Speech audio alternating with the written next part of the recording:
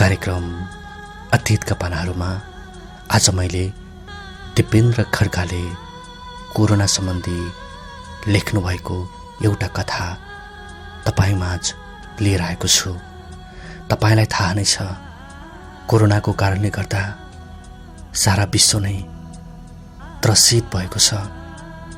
त्यही त्रासदीमा कतिपयले आफ्ना आफन्त गुमाएका छन्, आफ्ना परिवारको प्यारो मान्छे गुमाएका छन्। कतिपय अहिले पनि जीवन र मरणको दुसादमा हस्पिटलमा छटपटाइरहेका छन्। कतिपय परदेशमा भएर आफ्नो परिवारको कोही सदस्य यति बेला बिरामी हुँदा भेट्न जान सकेका छैनन्। जो जहाँ छन् त्यहीँ रहनु परेको छ। यही कोरोनाले बिछोड गराएको एउटा कथा दिपेन्द्र खड्काजीले हामीलाई प्रेषित गर्नुभएको छ। त्यही कथा आज म कार्यक्रममा प्रस्तुत गर्दैछु। कथा यसरी सुरु हुन्छ। श्रीमती बेहोस भएर डाल्छे। सबै टुलु टुलु हेरिरहेका हुन्छन्। कसैले पनि उठाउने हिम्मत गर्दैनन्। सबैजना 4 मिटर टाढा बस्छन्। हस्याङ फस्याङ गर्दै श्रीमान दगुरेर छेउमा जान खोज्छन्। सबैले रोक्छन्, नजा त्यहाँ, ऊ कोरोनाले ढलेकी हो। तेरी श्रीमती, तँलाई पनि कोरोना लाग्यो भने के गर्छस्? श्रीमान एक पाइला पछि सर्छ, पुलुक्क श्रीमतीको अनुहारतिर हेर्छ। श्रीमती अत्तालिएको देख्छ। श्रीमतीको नजर श्रीमानको मुहारतिर पर्छ। आँखाबाट आँसुका थोपा झार्दै हातको इसाराले बोलाउन खोज्छे। श्रीमान एक कोहोरो हेरिरहन्छ। रुँदै कराउँदै चिच्याउँदै बोल्छ, एम्बुलेन्स बोलाइदिनुस्, डाक्टर बोलाइदिनुस्। त्यही भिडमा उभिएको एकजनाले एम्बुलेन्सलाई फोन गर्छ। एम्बुलेन्सको ड्राइभरले जवाफ दियो, अस्पतालमा बेड नै छैन, कुन अस्पताल लिएर जानु? बेड नभए पनि हुन्छ, मेरी श्रीमतीलाई अस्पतालसम्म त पुर्याइदिनुहोस्। उसले बिन्ती गर्छ। सँगै जिउने अनि मर्ने कसम खाएका हामी आज यो स्थितिमा पुर्यायो। एम्बुलेन्स त आउँछ रे, तर कसले बोकेर लान्छ एम्बुलेन्समा? म एक्लै बोक्छु मेरी श्रीमतीलाई, तपाईहरू कसैले बोक्नु पर्दैन।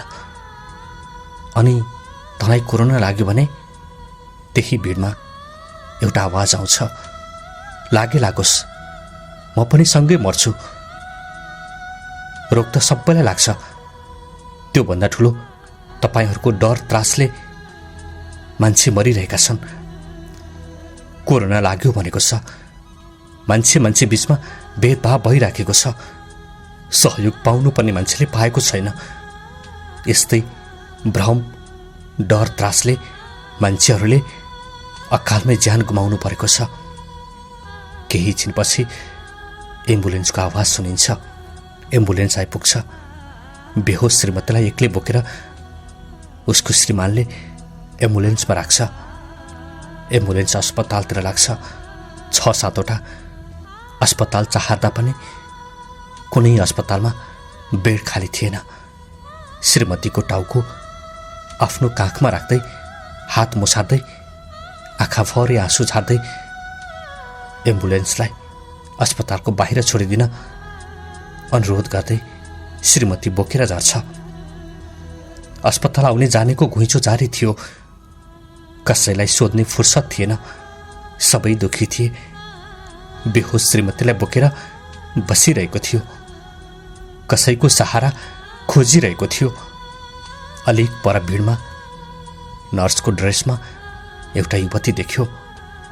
आत्तिएर नर्स भन्दै बोलायो। नर्स फर्केर हेर्ने बित्तिकै बोलिन्, अरे आरुष, तिमी यहाँ?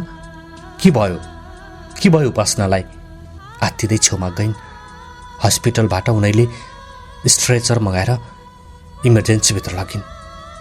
तिमी यहीँ बस्दै गर है, चिन्ता नगर, म छु नि। नर्सको सहानुभूतिले हल्का सास फेर्यो। मनमनै सोच्यो, आफ्नो भनेको आफ्नै हुँदो रहेछ। बेड छैन, कहाँ राख्नु? हुँदैन, छैन बेड, म सक्दिनँ, फर्काएर लानुहोस्। बेड नम्बर 10, 2, 5 को बिरामी कोरोनाले मर्यो। यस्तै यस्तै कुराहरू उसको कानमा पर्दा उसको मन पनि आत्तिरहेको थियो। आफ्नै श्रीमतीको अनुहार हेर्न पटक पटक झ्यालबाट चियाउने गर्थ्यो, तर उसले देखेन। आरुषको हो, आरुष। कोही उसलाई खोज्दै आए। नर्स सन्ध्याले भन्नुभएको बिरामी वार्डभित्र जानुहोस् रे। त्यसपछि आरुष वार्डभित्र पस्यो। हेर आरुष, उपासनालाई आइसियुमा राखिएको छ। हेरौँ भगवान भरोसा के हुन्छ। अक्सिजन दिएर राखेका छौँ। आरुष छाँगाबाट खसिँदै भयो। केही बोल्न सकेन। टुलु टुलु हेरिरह्यो। एकपटक आफ्नै श्रीमतीलाई हेर्न अनुरोध गर्यो। त्यसपछि बिस्तारै ढोकाबाट हेर्यो। उनी लामो लामो श्वास तान्दै थिइन्। आँखाबाट आँसु बगिरहेका थिए। सन्ध्याको आँखाको आँसु पुछिदिनुहोस् ल, म जान मिल्दैन, नत्र म आफै गएर पुछिदिन्थे। सन्ध्याले उसलाई सम्झाउँदै बाहिर लगिन्। तिमी त लक्की रहेछौ। यहाँ कतिपय मान्छेहरू बेड नै नपाएर छटपटाई छटपटाई मर्ने गर्छन्। निको बनाइदिनु है सन्ध्या, चिन्ता नगर, म सक्दो कोसिस गर्छु। बाहिर गएर बस। मनभरि पीडा बोकेर चिया पसलतिर जान्छ। छिनछिनमा बिरामीहरू लिएर आएको देख्छ। लामो लामो श्वास फेर्दै थचक्क कुर्सी तानेर बस्छ। पसलेसँग पानी मागेर पिउँछ। सम्झिन्छ उपासनालाई पानी पिउन मन लाग्यो होला। पानी पिउँदै गर्दा उसले उपासनालाई सम्झिन्छ। उसलाई पनि त पानी पिउन मन लाग्यो होला। कति भोक लाग्यो होला। भाइ, अरू केही दिउँ कि? पसलेको आवाजले झस्किन्छ। हजुर, दिनुहोस्। केही समयपछि उसको भेट पत्रकारसँग हुन्छ। पत्रकारले सोध्न थाल्छ, तपाईँ बिरामी लिएर आउनुभएको हो? हो सर। के बिरामी भएको? खै सर, बेहोस भएको, इमर्जेन्सीमा राखेको छ। अनि डाक्टरले के भन्नुभएको छ त? कतै कोरोना त होइन? खै, त्यस्तो केही भनेको त छैन सर। भाइ, चिया लिनुहोस्। उसले चियाको कप समात्यो। उसको मन भने उपासनातिर नै थियो। 2 सुरुक्की पारेको थियो। टेबलमा गिलास राख्ने बित्तिकै फुट्यो। आरुषको मन ढुक ढुक गर्न थाल्यो। कतै मेरी उपासनालाई केही त भएन? हत्तपत्त पैसा पनि नतिरी दौडियो। ऊ एकदमै डराएको अनुहार लिएर पुग्यो। बिस्तारै बिस्तारै भगवानसँग प्रार्थना गर्दै ढोकाबाट चियाएर हेर्यो। डाक्टर नर्स सबै जम्मा थिए। सन्ध्याले उपासनाको छातीमा जोड जोडले थिचिरहेकी थिइन्। उपासना लामो श्वास लिँदै थिइन्। कसैले नाडी छाम्दै थिए, कसैले मुटुको धड्कन हेर्दै थिए। आरुष भने आँखाबाट आँसु झार्दै थचक्क भुइँमा बस्यो। उपासनाको त्यस्तो अवस्था देखेर उसले सहनै सकेन। उपासनाको अन्तिम इच्छा केही बोल्न खोजिरहेको जस्तो देखिन्थ्यो। सन्ध्याले आरुषलाई बोलाइन्। आरुषले उपासनाको आँखामा आँखा जुधायो। एकहोरो हेरिरहिन्। केही समय पश्चात उपासनाले सबैलाई छोडेर संसारबाट बिदा भइन्। आरुष बेसरी रुन थाल्यो। एम्बुलेन्स नभेटेर फोहोर फाल्ने गाडीमा उपासनाको लासलाई दाह संस्कार गर्न खोलातिर लिएर गए। आफ्ना आफन्त लगायत गाउँ छर छिमेकी कोही पनि भेला भएनन्। जति भेला भएका थिए सबैले टाढैबाट फूल अक्षता चढाएर दाह संस्कार गरेर घर फर्किए। त्यसैले यहाँ मृत्युले समय पनि बदलिदियो। आफ्ना आफन्त छर छिमेकी बदलिदियो। न कात्रो भेट्यो, न शङ्ख भेट्यो, न पुरेत भेट्यो, न दान भेट्यो, न त मलामी नै भेट्यो। दिपेन्द्र खड्का। मित्रहरू, भर्खरै हामीले कार्यक्रममा वाचन गर्यौं दिपेन्द्र खड्काले लेख्नु भएको यो निकै मर्मस्पर्शी कथा। यति बेला कोरोनाले गर्दा सारा विश्व नै त्रसित बनाएको छ।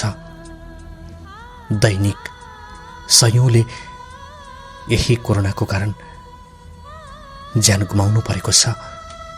आफ्ना आफन्त गुमाउनु परेको छ। आफ्नो आफन्त गुमाउनु पर्दाको पीडा सायद त्यो आफन्त गुमाउनेले जति अरूले महसुस गर्न सक्दैनन्। अझै पनि कोरोनाको यो त्रास त्यत्तिकै छ। जतासुकै दिनदिनै बढ्दो क्रममा नै छ। हामी आग्रह गर्न चाहन्छौँ तपाईलाई, कृपया यस्तो बेलामा आफ्नो अनि आफ्नो परिवारको स्वास्थ्यको धेरै ख्याल गर्नुहोला।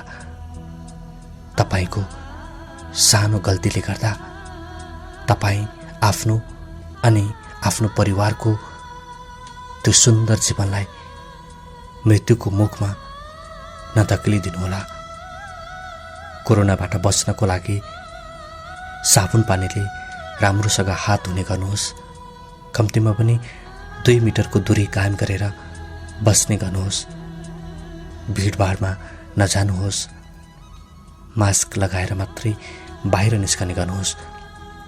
यी कुराहरू तपाईले पालना गर्नुभयो भने पक्कै पनि कोरोनाबाट तपाईं अनि तपाईको परिवार सुरक्षित रहनेछ। तपाईं र तपाईको परिवार सुरक्षित रहेपछि तपाईको गाउँ अनि समाज पनि सुरक्षित रहनेछ र बिस्तारै एउटा उज्यालो दिन अवश्य आउनेछ।